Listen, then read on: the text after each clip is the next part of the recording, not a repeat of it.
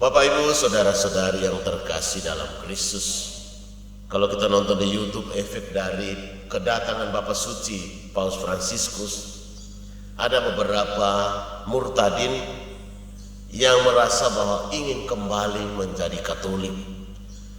Euforia tentang kedatangan Bapak Suci memang sangat luar biasa.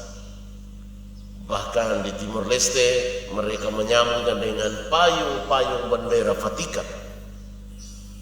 Di sekitar Tasitolu hamparan manusia begitu luar biasa. Di Indonesia di GBK sangat luar biasa antusias. Di Singapura juga luar biasa, di Papua Nugini juga luar biasa. Bapak Ibu saudara-saudari umat beriman yang terkasih dalam Kristus, kesetiaan terhadap salib Kristus memang tidak gampang. Orang berpikir kadang-kadang bahwa dengan menjadi Katolik maka persoalan-persoalan selesai. Berpikir bahwa Yesus Tuhan kita akan mengaruniakan semua apapun yang kita butuhkan. Tetapi tentu itu bukanlah Tuhan yang baik. Seorang bapak yang baik itu pasti selalu mengajarkan anak-anaknya untuk bagaimana menghadapi persoalan-persoalan tertentu ketika dia dewasa nanti. Seorang bapak selalu mempersiapkan. Seorang bapak yang tidak bertanggung jawab adalah bapak yang selalu melayani sepenuhnya apapun yang akan dibutuhkan oleh anak-anaknya. Dan bapak yang demikian ketika dia sudah meninggal, maka anak-anaknya akan tampil menjadi anak-anak yang tidak mandiri. Orang tua yang baik adalah orang tua yang mempersiapkan, kalau suatu saat anak saya tidak ada bersama saya, dia harus bisa hidup. Maka salib adalah bagian terpenting dari kehidupan seorang beriman. Salib bagi orang Katolik itu sesuatu yang harus tetap diingat. Maka gereja-gereja Katolik selalu menampilkan salib besar dalam gereja. Supaya ketika orang masuk dalam gereja Katolik, orang lihat bahwa oh ternyata salib adalah bagian dari iman. Ketika kita memandang salib, kita lihat bahwa oh Yesus memikulkan salib-salib kita ketika kita tidak sanggup memikulnya sendiri.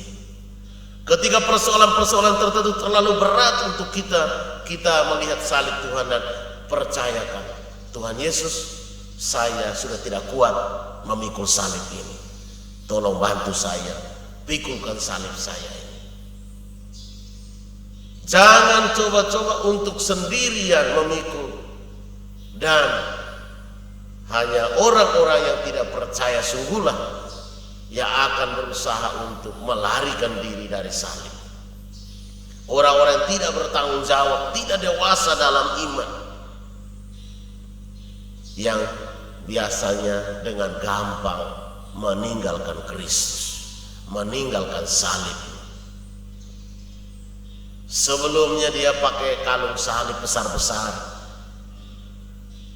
tapi setelah itu dia dengan gampang membuka, melepaskan kalung salib itu dan mengganti dengan kalung yang lain. Bapak Ibu saudara-saudariku, umat beriman yang terkasih, sahabat-sahabat muda, orang-orang muda ikut misa secara live streaming.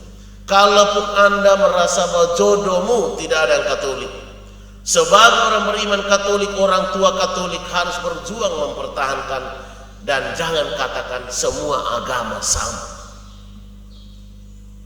Kalau semua agama sama, maka kita tidak perlu. Hari ini berarti Katolik, besok Protestan, lusa Islam, lalu hari berikutnya Hindu, hari berikutnya lagi Buddha, hari berikutnya lagi Konghucu. Kalau memang semua agama sama kan, maka tentu bagi kita orang beriman semua agama tidak sama.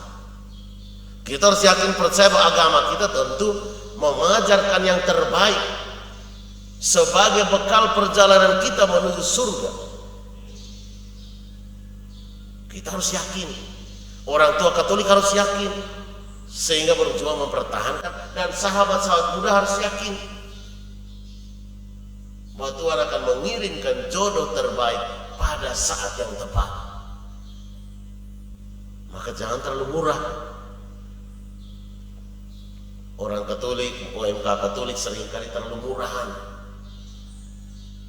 terlalu gampangan. Bahkan beberapa kali justru orang-orang yang biasa tampil menjadi lektor, menjadi pemazmur, misdinar, anggota KOR, justru sahabat-sahabat muda yang macam ini yang begitu cepat meninggalkan gereja, menjadi orang muda yang gampangan untuk meninggalkan salib Kristus.